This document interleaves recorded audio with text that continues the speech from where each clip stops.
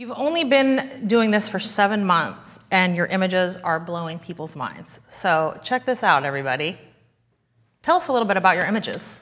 Well, you know, I've taught martial arts for 34 years, and that's kind of what I've been studying everything I could from CreativeLive and going to workshops. But like this one was in Randy Couture's gym, and he was a local fighter, Danny. I can't remember Danny's last name, and he's a rapper. So I asked a friend of mine in Las Vegas, Lisa King, can you find some gyms for me to shoot in and find me some fighters? So I just wanted to, he wanted to be in his gym, and then I did one with a rapper and a kind of a club scene. So, and it was just an honor to go shoot in Randy Couture's gym. So great, so amazing, unbelievable. Also in your gym? Yeah, this is in Randy Couture's gym. It's not my favorite composite, but you know, my goal is I want to shoot Randy Couture, so I got to show Randy that I'm shooting his gym. I didn't know who Chris was, Chris Algieri, who's actually WBO light welterweight champion, and his career's taken off.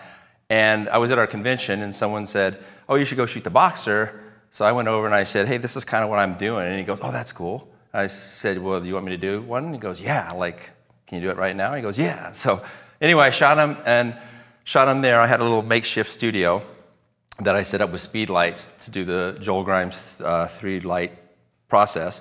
And so I went back to our hotel and looked up who he was, and I said, "Oh my God, that's the WBO reigning champion right now." So it was kind of cool. Well, in looking at these, I'm wondering if these are amazing. In the last 2 days, if you have learned something from Joel that you are now going to apply to your images.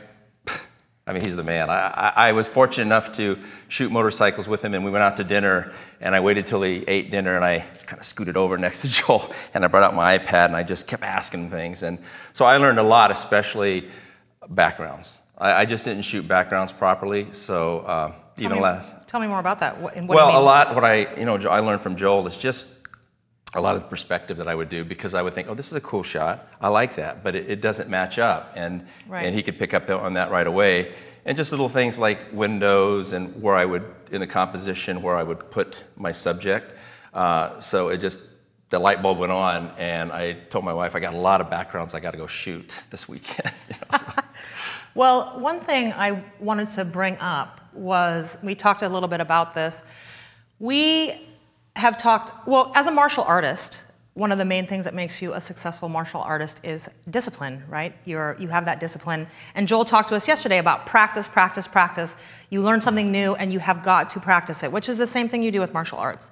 So I'm kind of assuming that you've taken that discipline that you have and applied it to your photography. Is that the case? That's correct. Ever since I got my black belt in 1981, I just sort of pursued everything from acting to working with professional athletes to doing my own podcast for like the last 10 years for our industry.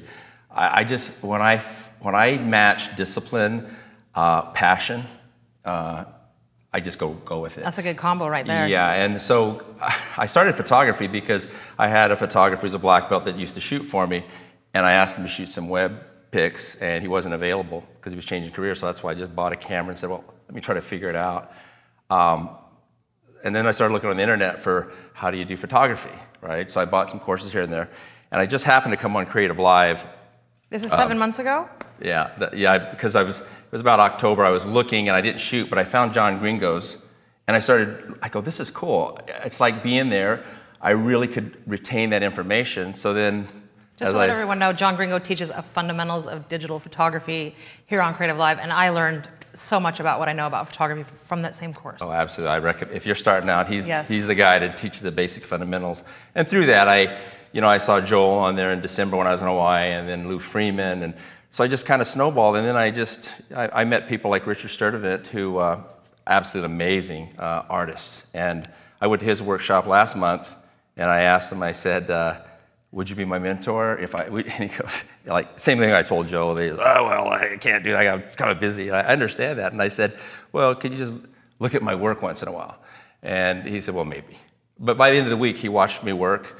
And it was an advanced Photoshop course. And I talked to him on the phone and said, would I even be able to do this? And he said, well, you're a martial artist. I think with the discipline, you could pick up. So by the end of the week, he announced to the class that he said, you know, Cliff and I became good friends, and he asked me to mentor him, so I'm going to mentor him. So that was a huge, one of those huge moments for me. Ask Like, and you oh, shall great. receive, right? Yeah. If you don't ask, you won't ever.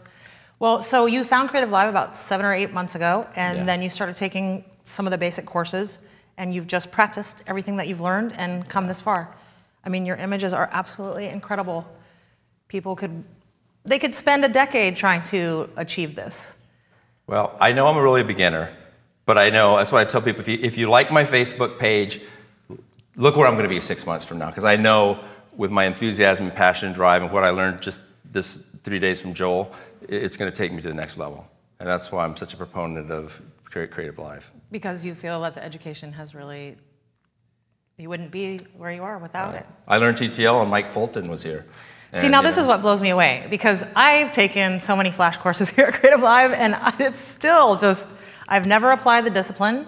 I know I say this every time I'm on CreativeLive. I don't know how to do lighting, but I've never been disciplined about it. I've never learned. I have access to all of it, but it really is about you. It really is about you, and having that access to the education and then taking it and just working with it and molding it and practicing. Tell us about how much you practice. What does discipline look like for you when it comes to photography? Well, I'll tell you this, everything that I saw Joel do here, I'll spend the next couple weekends doing that. And, you know, I'm already lining up someone to shoot, to do cross light, you know, trying to find a model to do that. But I'll practice it until I get it, you know. And that's where sometimes I know Joel's busy, but I'll send him something. And then hopefully, maybe through all these emails, or if he'll be able to just give me just a little something to help direct me.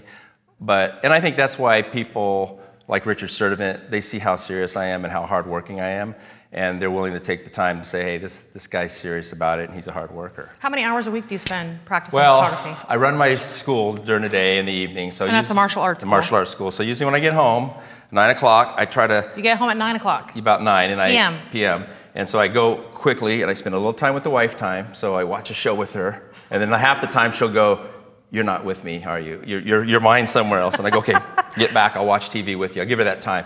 And then about 10, she'll go to bed, give me a little kiss in this den. I'm in the den. And I'll work till 1 or 2 in the morning, trying to learn and create something. And that's what I do kind of every day. And you wake up at what time? Usually at 6, you know, so.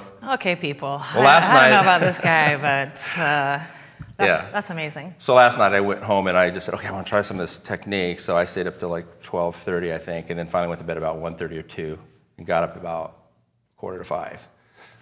So sleep is not part of the equation here when it comes to success. Oh, I know Joel knows that.